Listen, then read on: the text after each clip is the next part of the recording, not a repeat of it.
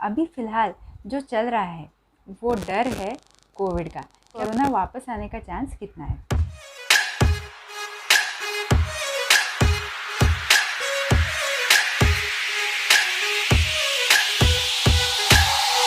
एक डिस्क्लेमर मैं पहले ही दे दूं कि ये मेरा पर्सनल ओपिनियन है। जितना जानकारी मेरे पास है उस हिसाब से मैंने ये वीडियो बनाया है। हो सकता है कि आपको कुछ अलग जानकारी हो तो आप भी मुझे कमेंट में अपडेट कर दीजिए, तो मैं भी इस वीडियो को और अपडेट करके प्रेजेंट कर दूँगी।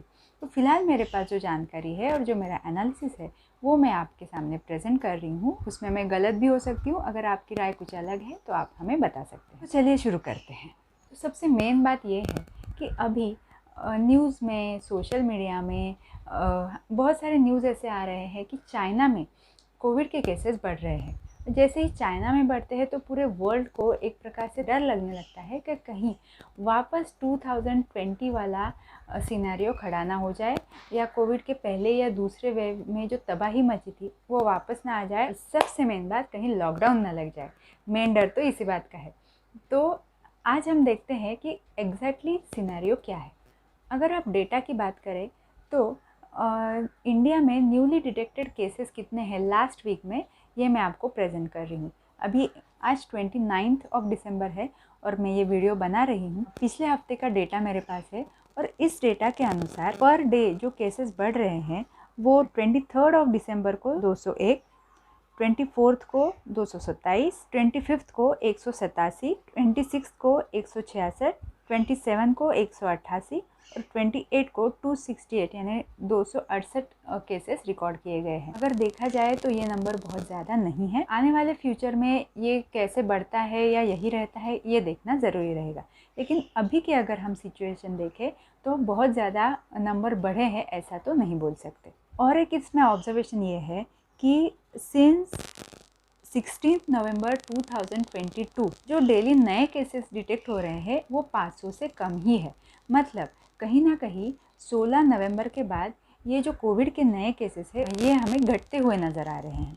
तो ये एक पॉजिटिव साइन है। मैं भी मेडिकल फील्ड से कहीं ना कहीं रिलेटेड हूँ। मैं मेरे आसपास के केसेस देखती हूँ तो उसमें भी मुझे कहीं कोविड के केसेस बढ़ते हुए फ़िलहाल तो भी नहीं दिखाई दे रहे हैं। तो डेटा ये सजेस्ट करता है कि टिल नाउ कोविड के केसेस बहुत ज़्यादा बढ़ नहीं रहे हैं और बहुत ज़्यादा पैनिक होने की ज़रूरत नहीं है।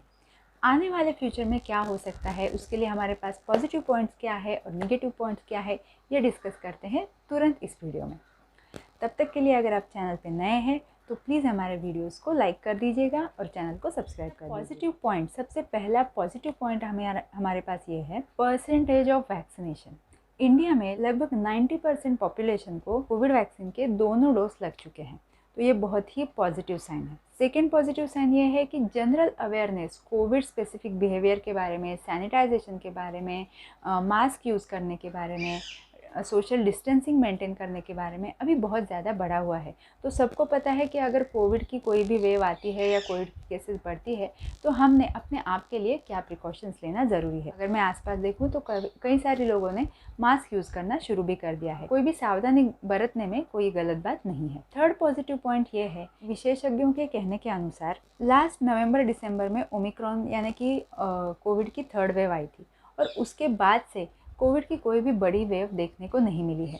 तो इसका रीज़न ये है कि जब भी ओमिक्रॉन और डेल्टा वायरस आए थे उसके दौरान हमारे मैक्सिमम जो जनता है, मैक्सिमम पब्लिक को कहीं ना कहीं माइल्ड टू मॉडरेट टाइप का कोविड का इन्फेक्शन होके गया है, ऐसा विशेषज्ञों का मानना है।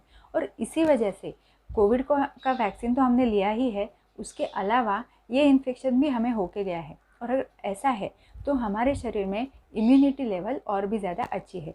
अब ये तो सारे हो गए पॉजिटिव पॉइंट्स, लेकिन कुछ रिस्क फैक्टर्स भी तो हो सकते हैं जो कि निगेटिव पॉइंट्स रहेंगे। चलिए उनके बारे में बात करते हैं।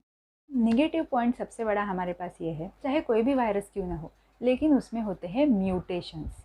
म्यूटेशंस का मतलब वो वायरस अपने आप को या उसके जीन्स को बदलता रहता है, उसमें बदलाव करता रहता है। और उसी की वजह से कभी कभी जो नेक्स्ट वेरिएंट होता है या वायरस का जो नेक्स्ट टाइप होता है वो पहले वायरस के हिसाब से कभी कभी ज़्यादा पोटेंट लगता है और वो अलग तरीके से ज़्यादा इन्फेक्ट कर सकता है, और कभी कभी कम पोटेंट रहता है जिसको हमारी इम्यूनिटी ईजिली साफ़ कर देती है।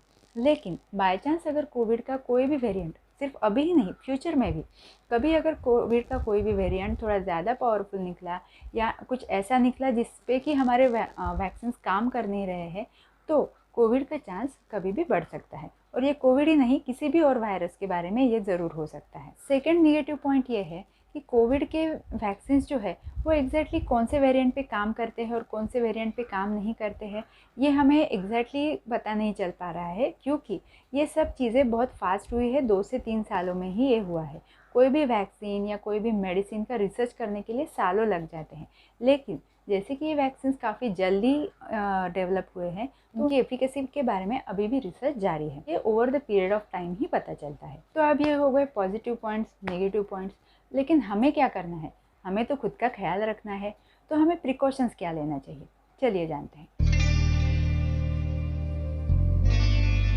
तो प्रिकॉशंस किसको लेना है? सबसे पहले आते हैं चिल्ड्रन, बच्चे जो कि 12 साल से कम उम्र के हैं। तो सबसे बात मेन उसमें यह है कि कोविड का वैक्सीनेशन सारे बच्चों को लगा हुआ नहीं है, लेकिन फिर भी बच्चों के लिए प्रिकॉशन लेना सबसे ज़्यादा ज़रूरी है। खासकर वो एरियाज़ में जहाँ पे रिसेंटली मीज़ल्स का प्रादुर्भाव हुआ था या मीज़ल्स के पेशेंट पाए गए थे, वो पेशेंट की इम्यूनिटी कम रहती है और उनके संस्थान जो है उसमें भी इन्फेक्शन का चांस ज़्यादा रहता है।